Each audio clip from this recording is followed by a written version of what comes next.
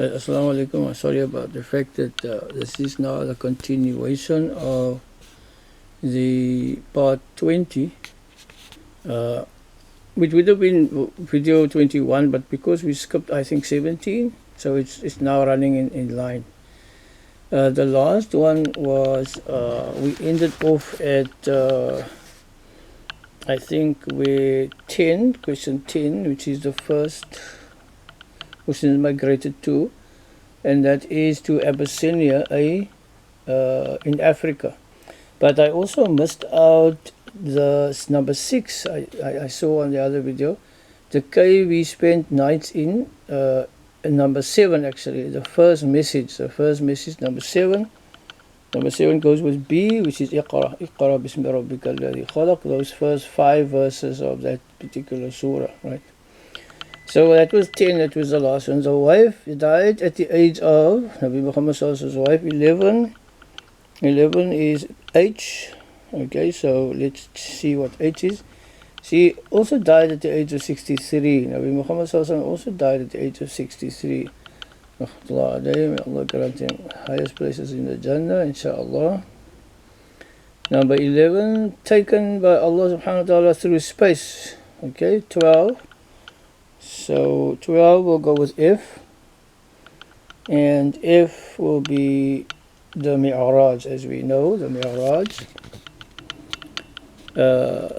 which is the ascension. Now, interesting enough, we know that there is a translated hadith that the Salah is the Mi'raj of the Mu'mineen, that we can actually travel through space and time within our Salah. Then I've actually met people that when they do the Takbirat al-Ihram and they start the Salah and they look down, they can actually see various dimensions of the universe, which is like fascinating. Their consciousness and their vision, Allah Ta'ala, is increased for them. So we ask Allah to grant us also some of that kind of experience, inshallah. Number 13, the covenant with Medina, with the men of Medina. Number 13 will be O. So O is called the covenant of Aqaba. And then number 14, move to Mecca. The answer there is N, and that is called the Hijrah. And also the Islamic calendar, which is the moon calendar, started from that particular time. It's calculated from that particular day or time. Then number 15, defense battles fought. What are the defense battles that were fought? Remember, Allah subhanahu wa ta'ala does not want us to be the aggressor. When we are attacked, we have to defend. So defense battles fought, that is number 15. Number 15 is L. So let's look at L, the Battle of Badr, the Battle of Uhud, and the Battle of Ahzab. Now, this kind of just questioning here, which is like, joining the two columns, it covers a broad feature of Nabi Muhammad Sallallahu life. Nabi Muhammad Sallallahu married again, 16 U. So U, that is now, he married again the following people: Sauda, Aisha, Habiba, Hafsa, Salama, Safiya, Juwayriya, Maimuna, Zainab bin Khuzayna, and then Zainab bin Jabbah, and then Fatima bin Adaq, and Asma, all of them radiallahu anhuma wa anhum radiallahu anhum. May Allah grant them all peace, inshallah, radiallahu anhum. So now we move over to the Treaty of Peace with the Quraysh, 17. E. It goes with E. E is the Treaty of Hudaybiyah. That was the Quraysh, the Treaty of Hudaybiyah. Now, that's an interesting treaty there, because the Treaty of Hudaybiyah, some of the companions thought that it was an unfair one, because the basics was that the Quraysh said whoever comes to Makkah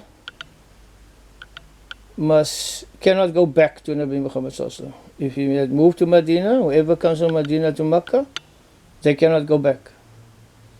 But in the agreement says whoever comes to Medina, Nabi Muhammad sallallahu alaihi wasallam will send them back. And he signed that particular agreement. Now, to some of the companions, it was an unfair agreement, because how can you say that if the people come from Medina and they go to Makkah, if they immigrate that way, they can't go back. That is the agreement. But if they come from Makkah to Medina, if the people come and join Nabi Muhammad sallallahu alaihi wasallam, then they must go back. That is the agreement. But what they didn't realize, the wisdom of the following was, whoever comes from Makkah to Medina or becomes Muslim, or wants to become Muslim, and he's sent back, he will spread the message again in Makkah, inshallah, and more people will be able to come and join Nabi Muhammad sallallahu alaihi wasallam and join the Muslims in Makkah. So there will be Muslims in Makkah at the same time, because the message will constantly be propagated. That's the duty of the Muslim, is to invite people towards Allah all the time. It's not our duty to force people, but to invite people towards Allah subhanahu wa ta'ala. Allah is the one who guides. This is amalan salihan, it's good work for us, so that it's written up for us that we have done our duty as the Khalifatullah, the deputies of Allah subhanahu wa ta'ala, to carry the message to people, to love Allah, and to remember Allah again. And then the next one is the conquest of Makkah, 18 is S 630 after the ascension of Nabi Isa alayhi salam, 630. Then the farewell pilgrimage, 19, the farewell pilgrimage, that is when Nabi Muhammad sallallahu alaihi wasallam, his last Hajj, 19, Q, March 633. Then the time when Nabi Muhammad sallallahu alaihi wasallam died. Nabi Muhammad sallallahu alaihi wasallam died in June 633. And then the leaders who succeeded Nabi Muhammad sallallahu alaihi wasallam, number 21 will be P Abu Bakr first, radiallahu anhu. Then Umar bin al-Khattab. Then Uthman bin Affan, radiallahu anhu. And then Ali bin Abu Talib, radiallahu anhu. May Allah be pleased with them. Those were the four Khalifs, the righteous Khalifs as they called, that followed Nabi Muhammad sallallahu alaihi wasallam after he passed away. Interesting, Sayyidina Abu Bakr came out after Nabi Muhammad sallallahu alaihi wasallam passed away. He said to the people, his reporter have said, whoever believed in Nabi Muhammad sallallahu alaihi wasallam, he has died. Whoever believed in Allah subhanahu wa ta'ala, Allah is ever living. Beautiful part quoted or remembered from that particular speech of Sayyidina Abu Bakr, who became the first Khalif after Nabi Muhammad sallallahu alaihi wasallam. So all the mistakes etc. that I've done, rectify it, but this is like an easy kind of access to, if we can call it learning. I don't want to call it Islamic education, because it seems that education doesn't belong to the Muslims, it belongs to somebody else, and then we made it Islamic. So I don't like talking about Islamic education, because that's kind of submitting to the power of the British, or who, as if they own education. We must remember the first teachers and the first textbooks was the books that Allah had sent down with their prophets. Alhamdulillah. And all the first teachers were all the prophets. And people who don't want to believe always try to marginalize the prophets and the books that Allah has sent, so that they can manipulate people's minds and hearts, etc., and make people dependent on them and make money out of them. Like the Quraysh did. The Quraysh didn't like Nabi Muhammad sallallahu, because they couldn't maneuver the people to believe in idols anymore. Because they, as the people believed in idols, they would come to the Kaaba. The idols were all there, and they would bring money to the idols, and then the Quraysh would come and take all the money for themselves. So when Nabi Muhammad sallallahu came and told them, no, you mustn't believe in idols, you must believe in Allah, he was an economic threat to them. So that is why they had to get rid of him, or wanted to get rid of him, because he was opening up people's minds from being exploited. And this is exactly what Islam will always be, a threat to people, because it opens up people's minds and makes people not dependent on mankind. It makes people dependent on Allah. And that is freedom. That is true freedom. When you become dependent on Allah and not to any other thing, and Allah provides you, then you are free. If you think that the bank is going to give you money, or you're going to get it, your job is going to always give you money, then you'll see Allah will shake you until you have your full trust in Allah. And then Allah will provide for you abundantly, inshallah. A very good example of abundance in terms of submission to Allah is Sayyidina Maryam, when she was a young girl sitting in the cave, in remembering Allah, and her uncle came, Nabi Zakaria.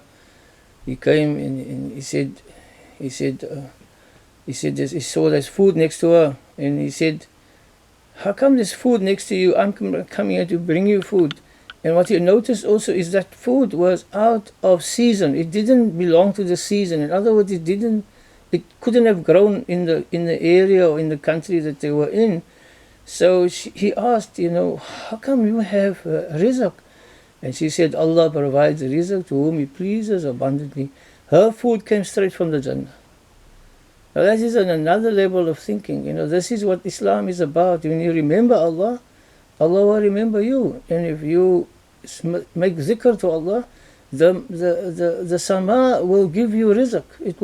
Because it has been designed to give you rizq. That's what Allah says in the Quran, that أعوذ بالله من الشيطان الرجيم وسخر لكم ما في السماوات والأرض جميعا منه إن في ذلك لآيات لقوم يتفكرون. So Allah tells us that this universe and the world has been designed to serve us as a gift from Allah. And this is only for those who truly think deeply about the reality of things. So I hope, inshallah, I've added on to the lesson of part 20. And inshallah, it takes so very long to upload, but inshallah we'll continue. And make dua for me, inshallah, Allah forgive me and accept this work as amalan salihan, and help those who actually are involved with this. If you know people who don't have computers or internet, etc., make copies and help them, inshallah. Wallahu ta'ala a'lam. Shukran.